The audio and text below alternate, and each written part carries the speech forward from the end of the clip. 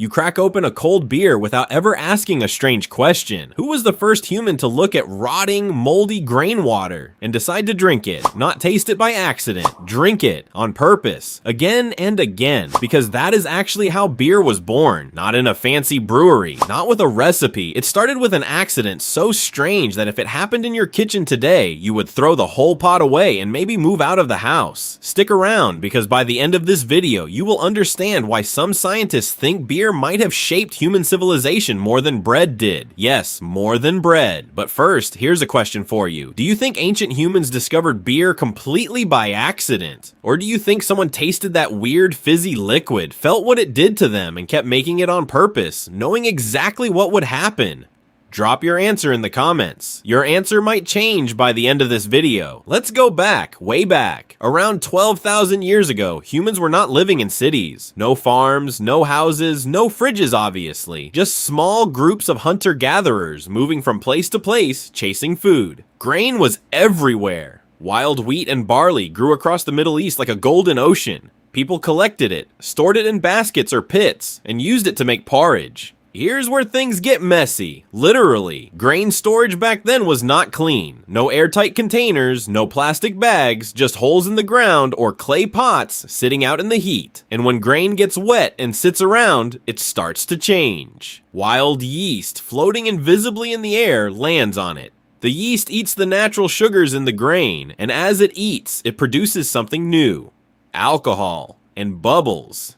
Somewhere, some person, probably starving, definitely not picky, looked at this strange, fizzy, slightly sour liquid and drank it anyway. And instead of getting sick, they felt something new. A little warm, a little dizzy, a little happy. That right there might be the actual birth of beer. Not invented, discovered by accident. But here's the twist that most people don't know. Some researchers believe this accidental discovery did not just create a drink. It may have helped create farming itself. There's an idea called the beer before bread hypothesis. Archaeologist Patrick McGovern, who has spent decades analyzing ancient pottery for traces of alcohol, found chemical evidence of fermented drinks in Neolithic sites in China and the Middle East dating back thousands of years. His research suggests early humans may have started growing grain not just to eat as food, but to keep making this strange, mood-lifting liquid. Let that sink in for a second. You were taught that humans settled down, invented farming, and then, as a side hobby, figured out beer.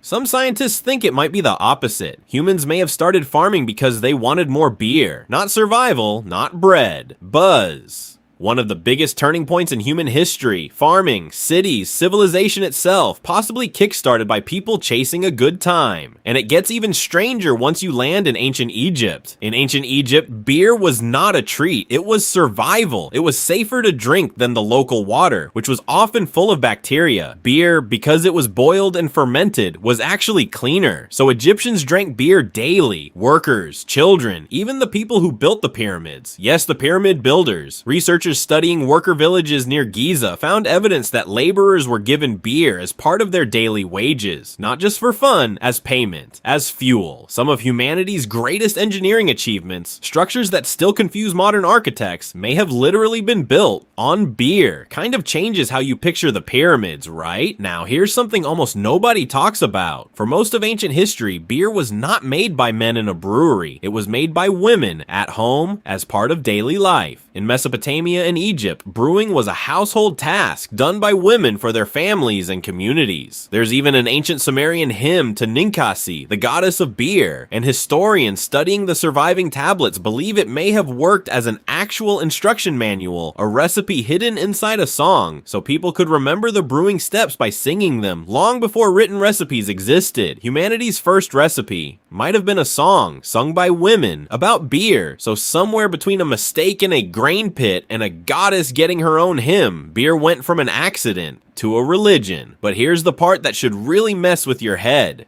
For thousands of years after that hymn was written, not one single person on earth knew what was actually happening inside that bubbling pot. No one knew what yeast was. No one knew microorganisms existed at all.